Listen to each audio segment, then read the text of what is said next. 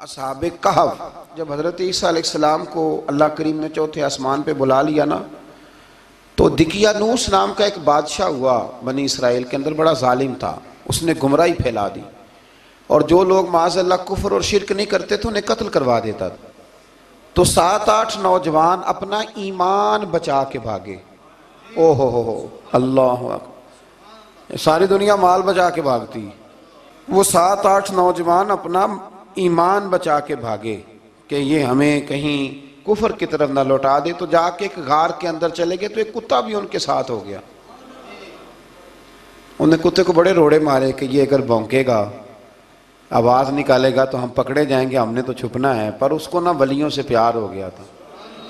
उसने कहा भगाओ जितना मर्जी मुझे, फितरत मेरी है कि मैं भौंकता हूँ, पर जब अल्लाह के वली हों तो फिर मैं अदब करता हूँ। ये कुरानी वाक़या। अच्छा, ये ऐन वो वाक़या है कुरान मजीद का कि जो बहुत सारी चीज़ों पर वैसे ही नास है और बहुत सारी ज़ुबानें वैसे ही गुंग हो जाती। तो वो 6-7 लोग थे, वो चले गए गार के अंदर, जाकर उन्होंने पनाह ले ली। बादशाह को पता चल गया कि गार के अंदर है। अच्छा, अल्लाह की कुदरत, जैसे ही दाखिल हुए इन्हें नींद आ गई, ये सो गए। और कुरान मजीद कहता है, कुरान मजीद के ये लफ्ज़ हैं कि कुत्ता गार के मुंह पर बाजू फैला के बैठ गया, गोया अपने मालिकों की खिदमत कर रहा है। अब मियाँ साहब की एक बात कर लें दरमियान में। मियाँ साहब फरमाते हैं, जिन्हां तना विच इश्क न रचिया, कुत्ते होना थी चंगे, और चलो मालिक देकर राखी कर दे, साबर भूखे नंगे। ये देखो ना कि इतना तो उनके अंदर भी कमाल है। अपने ना दोनों बाजू फैला के, कुत्ता भी गार पे बैठ गया। इनको नींद आ गई। बादशाह ने पता कराया, कहाँ भाग के गए? तो कहा वो गार के अंदर है। बादशाह कहने लगा कि इनकी सजा ये है कि एक दीवार चुन दो गार के मुंह में, गार कोई बंद कर दो। जिस बंदे की ड्यूटी लगाई ना गार चुनने की, बंदा बड़ा नेक था, इसको दीवार बनाने का जिम्मा दिया। उसने ना दीवार भी बनाई और एक तख्ती पे ना सब के नाम लिखे, और वो तख्ती एक संदूक में रख के वहां बंद कर दी। और उसी तरह की एक तख्ती, उसके नीचे लिखा कि एक तख्ती इनके नामों की ना मैं माले खजाना में भी बंद कर रहा हूं। अल्लाह तबारक व तआला की कुदरत के 300 साल तक सोए रहे। 300 साल के बाद इस तरह हुआ कि हुकूमतें बदल गईं। बैदरूस नाम का एक बादशाह आ गया, वो बड़ा नेक दिल था।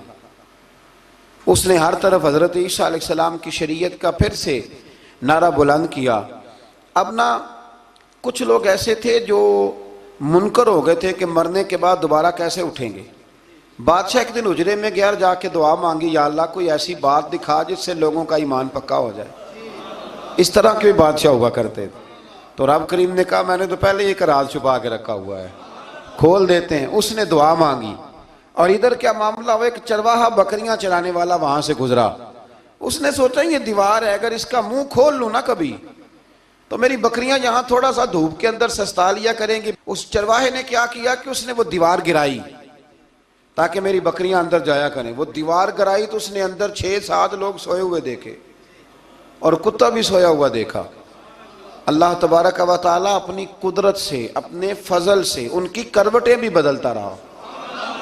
अपनी कुदरत से एक तरफ इंसान पड़ा रहे ना तो आज़ा गल जाते हैं, उनकी करवटें भी बदली जाती, मुनासिब रोशनी भी दी जाती और आरत भी। उसने दीवार गिराई तो उनकी आंख खुल गई।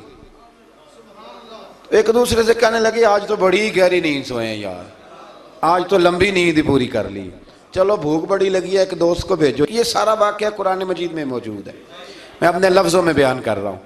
जाओ एक दोस्त को भेजो बाजार से ना खाना ले आए, पैसे वही 300 साल पुरानी करेंसी। वो जब नान भाई की दुकान पे गया ना सामान लेने, उसको पैसे दिए तो नान भाई ने हाथ पकड़ लिया, कहने लगा, मियाँ तू किधर से आया, ये कौन से पैसे? उसने कहा, पैसे काहे के, मैं भी सोच रहा हूँ कि हालात बदले बदले हैं, सारे हजरत ईसा का कलमा पढ़ रहे हैं, माहौल और है। उसने कहा, तेरे हाथ कोई खजाना लग गया है। ये तो हम नाम सुनते थे कि यहाँ कोई दिकियानूस नाम का बादशाह है, कोई खजाना, बता कहाँ से लिए। शोर हुआ, हाकिम शहर तक खबर पहुंची, बादशाह तक पहुंची। उसने बताया कि भाई हम तो दिकियानूस के डर से भागे हैं, कल भागे हैं या आज सवेरे, इतना ज्यादा हमें पता नहीं, कल या आज सवेरे बस ना। इतना सा हमें याद है कि हम गए थे, बहरहाल लोग जमा हो गए, इकट्ठे हो गए, गार तक पहुंचे। अब जो गार के अंदर थे वो पता कहते कहते लगता है हमारा दोस्त पकड़ा गया है। अब पकड़ा गया है तो अब बंदे जमा हो, वो अंदर डर रहे थे, तस्बीह कर रहे थे, अल्लाह को याद कर रहे थे। इधर ये पहुंच गया जब उन लोगों ने ये जीता जागता रब के फजल का नमूना देखा और बादशाह ने कहा कि ये क्या है। संदूक खोला तो उसके अंदर वो तख्ती लिखी थी कि ये इनके नाम है, ये दिकियानूस से डर के भागे हुए हैं, यहाँ ये सो रहे हैं, और इसी की एक तख्ती मैंने फलां जगह भी दफन किया, वो तख्ती भी वहां से निकल आई। अब सब लोगों की आंखों में आंसू आए और सब कहने लगे ला इलाहा इल्लल्लाह, ला इलाहा इल्लल्लाह, ला इलाहा इल्लल्लाह। सब कहने लगे इन्नल्लाह अला कुल्ली शैइन कदीर। जब उनकी बात पूरी हो गई, लोगों के ईमान पुख्ता हो गए, तो असहाबे काफ कहने लगे कि हमें अब इजाजत है, हम फिर दोबारा गार में जाते हैं। वो गार में गए तो रब ने फिर उन्हें मौत अता फरमाई, नींद अता फरमाई, तोहफा दिया। बादशाह ने फिर उसके आगे दीवार बनाई और वहां बादशाह ने एक मस्जिद तामीर करा दी, लोग जियारत करने जाते।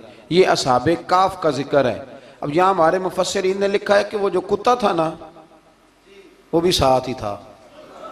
अल्लाह क़यामत वाले दिन उसे इंसानी, या तो इंसानी शक्ल मिलेगी या जैसे रब का फजल होगा रब करीम उसे भी जन्नत अता फरमाएगा।